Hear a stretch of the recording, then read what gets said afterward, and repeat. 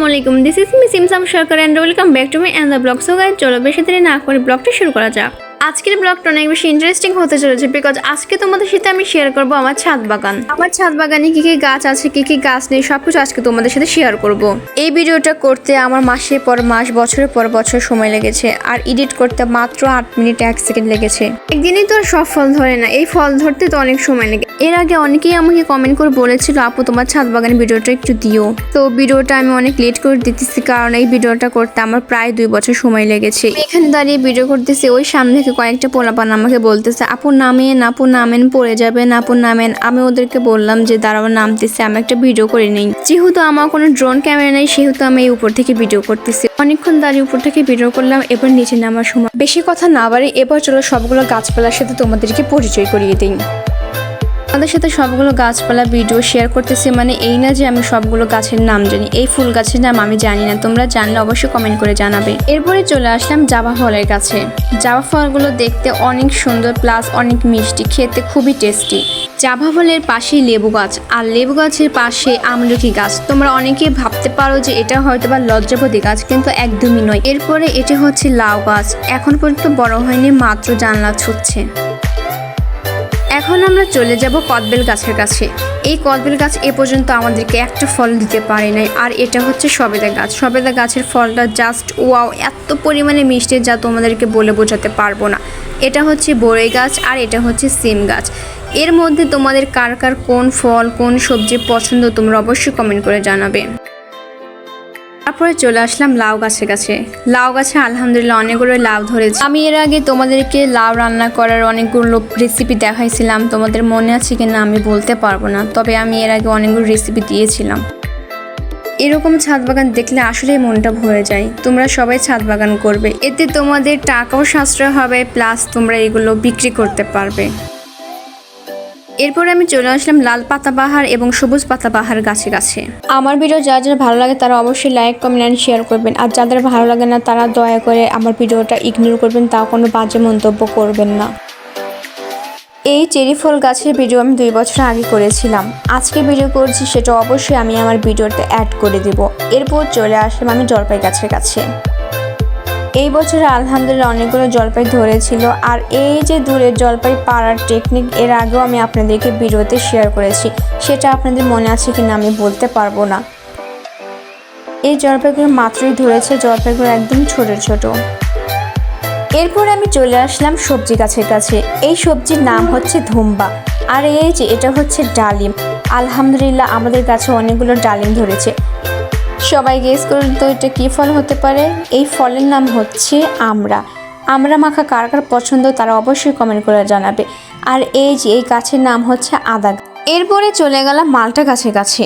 মালটাগুলো একদম ছোট ছোট, কাঁচা পাকা, মানে একদম মিক্সড। মালটা ফল কার কার পছন্দ তারা অবশ্যই কমেন্ট করে জানাবে। আমাদের মালটা গাছের মালটার রস একদম কম, বাট অনেক মিষ্টি। মালটা গাছের অর্ধেক শেষ করে এবার চলে আসলাম আমি পেঁপে গাছের কাছে। এরপর চলে আসলাম পেয়ারা গাছের কাছে। বলো তো পেয়ারাতে প্লাস্টিক দিয়ে বেঁধেছে কেন? যাতে পোকামাকড় পেয়ারা নষ্ট না করতে পারে। শুধু পেয়ারা দেখলে চলবে? খেতে তো হবে। এরপর আমি একটা পেয়ারা পারলাম। আবারও চলে আসলাম সেই ডালিম গাছের কাছে। আমি পরের দিন দেখে যে ডালিম গাছটা কেমন যেন মরুয়া হয়ে গেছে, পরে একটা ডালিম ছিললাম। আজকে আমি পেঁপে পাড়তে এসেছি, বাট এসে দেখে যে পেঁপেগুলো একদম কাঁচা। পরের দিন দেখে যে আলহামদুলিল্লাহ পেঁপেগুলো পেকে গেছে, পরের দিন আমি পেরেছি। পেঁপেগুলো আলহামদুলিল্লাহ অনেক মিষ্টি ছিল। তোমাদের কার কার পেঁপে পছন্দ তারা অবশ্যই কমেন্ট করে জানাবে। তোমাদেরকে আবারও মনে করে দিচ্ছি, আমার ভিডিও যা যা ভালো লাগে তারা দেখবে, আর যাদের ভালো লাগে না তারা প্লিজ ইগনোর করবে। এরপর আমি চলে আসলাম সফেদা গাছের কাছে। সফেদা ফল কার কার পছন্দ তারা অবশ্যই কমেন্ট করবে। এরপরে চলে আসলাম আমি কমলা গাছের কাছে। কমলাগুলো দেখতে একটু অন্যরকম, বাট অনেক মিষ্টি। এরপরে আমি চলে আসলাম মরিচ গাছের কাছে। দেখতেই তো পেলে যে মরিচ তুললাম গাছ থেকে। এরপরে আবার চলে আসলাম সেই বড়ই গাছের কাছে। বড়ই কার কার পছন্দ তারা অবশ্যই কমেন্ট করে জানাবে। এরপর চলে আসলাম লেবু গাছের কাছে। আমি শুধু কখন থেকে বলতেছি এরপর, তাছাড়া আমি আর কি বলবো বলো। এরপরে আমি চলে আসলাম সেই লেবু গাছের কাছে। কোন খাবারের সাথে তোমার লেবু মিক্স করে খেতে ইচ্ছা করে সেটা কমেন্ট করে জানাবে। এই কথা যারা নোটিস করবে তারা বলবে, কেন আপনি কি কোনো খাবার আমাদের খাওয়াতে চান যে আমরা লেবু দিয়ে কোন খাবার খেতে চাই, এটার জন্য আপনি জানতে চাচ্ছেন। এরপরে চলে আসলাম কাঁঠাল গাছের কাছে। কাঁঠাল আমাদের জাতীয় ফল। কাঁঠাল কার কার পছন্দ তারা অবশ্যই কমেন্ট করে জানাবে। যেহেতু আমার কোনো ক্যামেরাম্যান নেই সেহেতু আমার কাঁঠাল গাছের কাঁঠাল আমাকেই পারতে হবে। সো আমি আবার কাঁঠালটা পারলাম। কাঁঠালটা নিয়ে যাওয়ার সময় দুর্ভাগ্যবশত আমি ছাদের পিছলাই পড়ে যাই। এখন অনেকেই বলবে ঠিক হয়েছে, বাট আমি পড়ি নেই। এরপরে চলে আসলাম চেরি গাছের কাছে। চেরি ফল বলতে আমরা সবাই বুঝি যে এটি অনেক পরিমাণে মিষ্টি একটা ফল, বাট আমাদেরটা একদমই উল্টো। আমাদের চেরি ফলটা এত পরিমাণে টক, আপনি খেলে বুঝতে পারবেন আমাদের চেরি ফলটা কেমন। আমি বলি, আমাদের চেরি ফলটা খেতে একদমই কামরাঙ্গার মতো।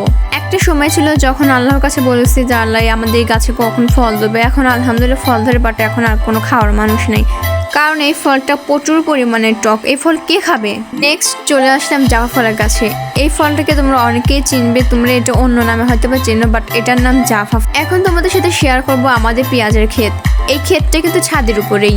উপরে চলে আসলাম সিম গাছের কাছে। আর এই সিম গাছ দেখলে আমার নিজের নামের কথা মনে পড়ে যায়। আমার নাম তো সিমসাম। সিমসাম শব্দটা তো পরিষ্কার পরিচ্ছন্ন, আর এখানে সিম রয়েছে। যাই হোক, এরপরে চলে আসলাম শশা গাছের কাছে।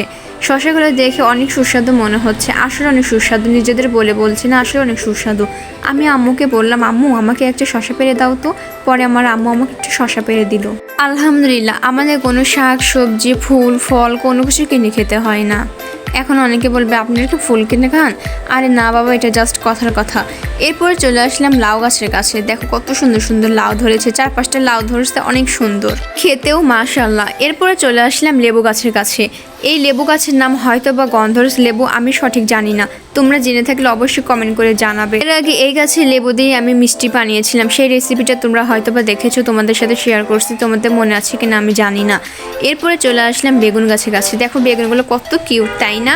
আমাদের ছাদ বাগানের প্রায় 50 প্রকারের ফুল ফল ও সবজি গাছ তোমাদের সাথে শেয়ার করেছি, তোমাদেরকে ভিডিওর মাধ্যমে দেখিয়েছি। বিশ্বাস না করলে তোমরা নিজেরাই গুনতে পারো। এরপরে চলে আসলাম ড্রাগন গাছের কাছে। ড্রাগনগুলো দেখে কি সুন্দর লাগতেছে, তাই না? খেতেও অনেক মজা। বাজারের ড্রাগন দেখতেই তো কেমন লাগে, বাট আমাদের কাছে ড্রাগনগুলো মাশাআল্লাহ। ওইখানে লোকটা বলতেছে দেখুন দেখুন পেকেছে। আজকের ভিডিও এই পর্যন্ত। সবাই সুস্থ থাকো, ভালো থাকো। আমার ভিডিওটি ভালো লাগলে অবশ্যই লাইক কমেন্ট এন্ড শেয়ার করবে, কোনো বাজে মন্তব্যই করবে না। পরবর্তী ভিডিও পেতে আমার পেজটি অবশ্যই ফলো দেবে এবং আমার ইউটিউব চ্যানেলটা সাবস্ক্রাইব করবে। আল্লাহ হাফেজ।